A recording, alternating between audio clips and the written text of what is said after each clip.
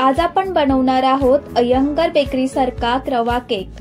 हा इतका स्पॉन्जी जाळीदार बनतो की बेकरी सारखा याला टेक्स्चर येतो।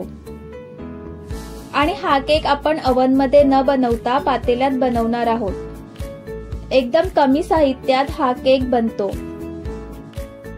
चला तर आजच्या रेसिपीला आपण सुरुवात करूया।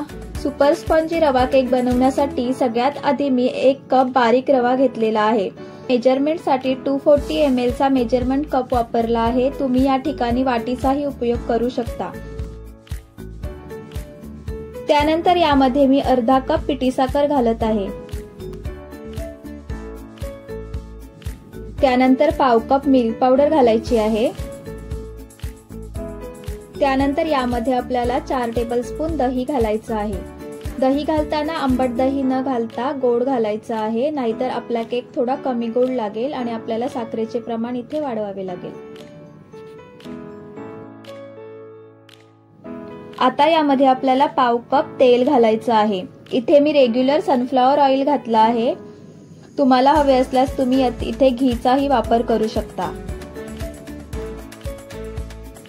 त्यानंतर लगेचच आपल्याला इथे पाव टीस्पून व्हॅनिला एसेन्स घालायचा आहे। आता हे सर्व इन्ग्रेडियंट्स आपण मिक्स करून घेऊया।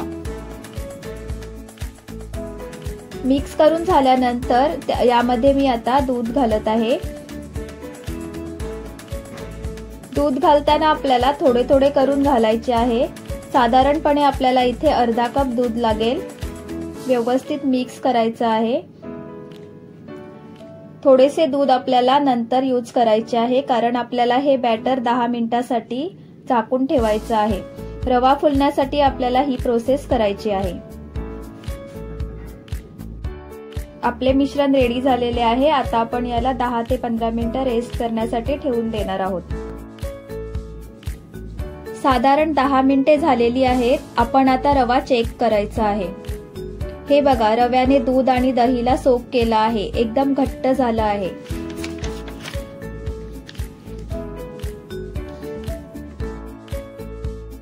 आता या स्टेजला मी यामध्ये अर्धा टीस्पून बेकिंग पावडर घालत आहे। हे मेजरमेंट खूप जास्त महत्त्वाचे आहे, त्यामुळे लक्ष द्या। आणि यामध्ये आता मी पाव टीस्पून बेकिंग सोडा घालत आहे।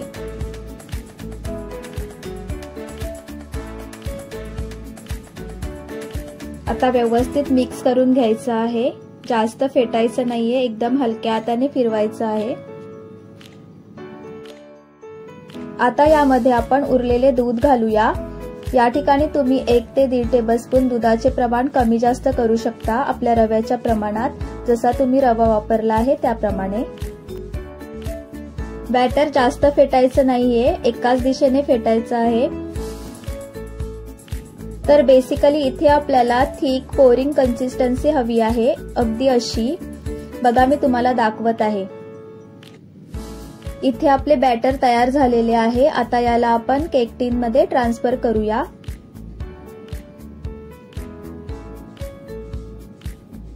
मी एका अल्युमिनियम फॉइल कंटेनरला बटर पेपर व ऑइल लावून घेतला आहे। त्यामध्ये आपल्याला हे बॅटर ओतून घ्यायचं आहे। बॅटर ओतल्यानंतर आपल्याला टॅप करून घ्यायचं आहे, ज्यामुळे त्यामध्ये एअर बबल्स राहणार नाही। तुम्हाला आवडत असेल तर तुम्ही यामध्ये टुटी फ्रुटी किंवा ड्राय फ्रुट्सही घालू शकता। आता याला आपण 10 मिनिटं प्रीहीट केलेल्या पातेल्यात ठेवायचं आहे। मी पातेल्यामध्ये अशी एक वाटी ठेवली आहे, त्यावर एक प्लेट ठेवायची आहे।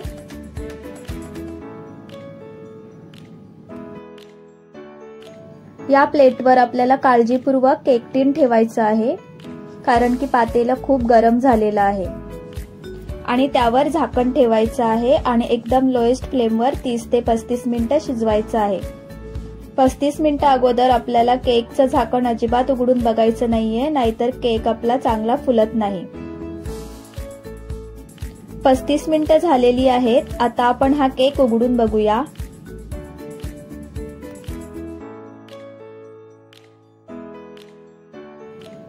वाव, तुम्ही पाहू शकता केक किती मस्त फुलला आहे। यामध्ये मी टूथपिक घालून दाखवत आहे, ही बघा।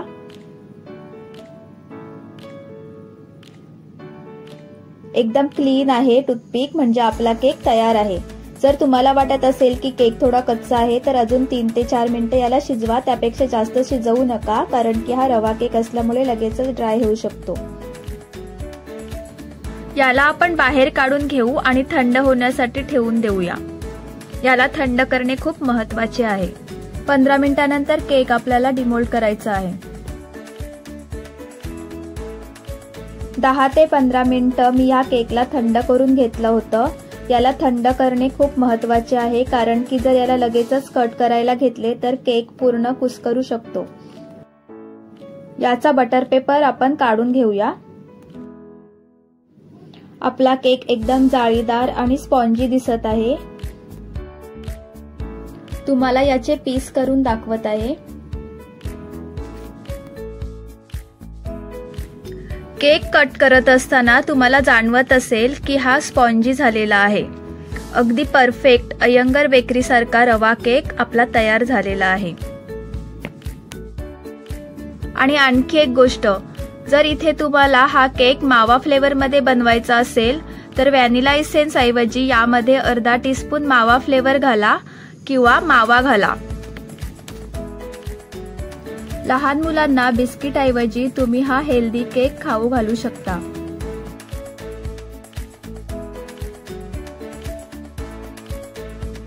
तुम्ही बघू शकता खूप जाळीदार बनला आहे। वाटतोय ना अगदी अय्यंगार बेकरी सारखा रवा केक। मी तुम्हाला प्रेस करून दाखवत आहे। हे बघा, खूप जास्त सॉफ्ट आहे, अगदी बेकरी सारखा। एकदम सुटसुटीत, स्पॉन्जी आणि जाळीदार असा हा रवा केक तयार झाला आहे। 4 ते 5 दिवस हा केक तुम्ही स्टोअर करू शकता आणि एगलेस असल्यामुळे सगळेच हा केक खाऊ शकतात। बिगनर्सही हा केक नक्की ट्राय करू शकतात। आजचा व्हिडिओ जर तुम्हाला आवडला असेल तर व्हिडिओला लाईक करा, शेअर करा, चॅनलला सबस्क्राईब करा। पुन्हा भेटूया अजून एका इंटरेस्टिंग रेसिपी सोबत। तोपर्यंत बाय बाय।